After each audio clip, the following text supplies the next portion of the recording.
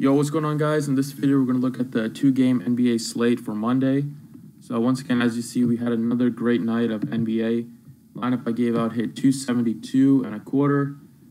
As I mentioned, I was going to stack up some of the forwards and the mid-range guards like Beal, Middleton, DeRozan, and John Wall, and all four did great.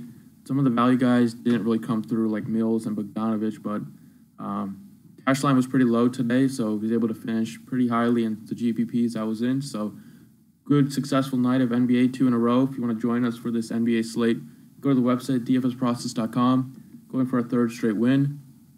MLB had been tough the past two nights. Looking to get back on track on MLB as well. But let's get right onto the picks for today and keep NBA rolling like it's been. So point guard, I got Jeff Teague at 6,400.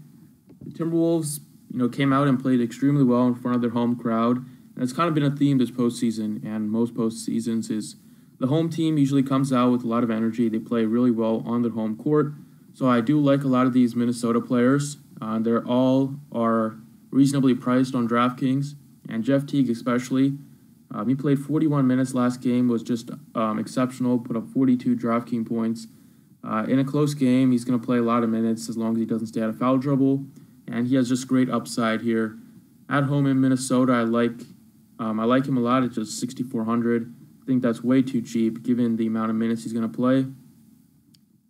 At shooting guard, go with his teammate Andrew Wiggins at 5,800.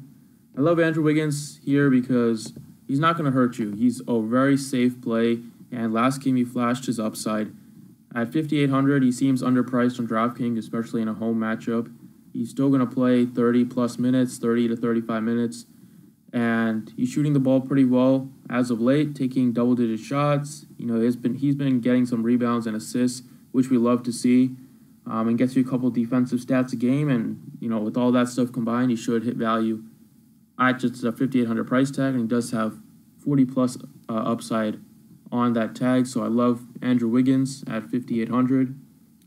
And then let's go on to center with Clint Capela at 6,700. Capela seems a bit too cheap here. He's coming off two pretty subpar games, but at 6,700, I still love the matchup against Karl-Anthony Towns. He showed what he can do in the first game in the series where he put up 50 DraftKings points. And if people are going to be off of Capela because they look at the last two games where he didn't play well, then I'm going to be all for that because it's going to be reduced ownership. But I like Capela at 6,700. He has as much upside here as he did in the first game of the series. And as long as he's playing well, he should see the minutes and stays out of foul trouble because he does match up really well against Karl-Anthony Towns. So I love Capela at 6,700. The price tag seems a bit too cheap there. And then at guard, let's go Ricky Rubio once again. Ricky Rubio and John Wall have just been my plug-and plays this postseason. Every time I see them on a slate, I just lock both of them in. Not really even looking at the price tags because they both just do so much for the team. Rubio's coming off a triple-double, put up 64 DraftKings points. Russell Westbrook saying that he's going to shut that shit up next game. But we'll see. I still love Ricky Rubio anyways at 7,500 at home in Utah. I think given the amount of upside he has on the price tag, it's going to be a hard fade for me. And then finally at center, go with another Jazz player, go with another center. I like the idea of double stacking centers or two centers, Capela and Gobert. I think that are really, kind of cheaply priced and have great matchups and great upside. And that's Rudy Gobert at 6,900. Last game he played 41 minutes.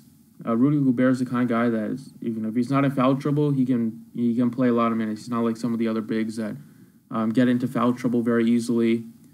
But I love him in this spot. He's been able to get Steven Adams in foul trouble every game this series, and I think that's going to continue again. So I don't really recommend using Steven Adams. He just hasn't been able to stay out of foul trouble so far. But Rudy Gobert, on the other hand, he has a lot of upside because he can rack up blocks and steals. Doesn't take a lot of shots, but you don't really need him to because he's getting a lot of dunks and putbacks. His rebound numbers are always there. In this matchup, it's probably going to be kind of a slow-paced game, so he can rack up some rebounds. And at 6,900, I think he has 40-plus upside, even 50-plus upside here in this matchup. So lock in Rudy Gobert at 6,900. And those are five guys that should get you started. I'm liking this build. So thanks for watching. Drop a like and subscribe if you enjoyed, and see you all tomorrow.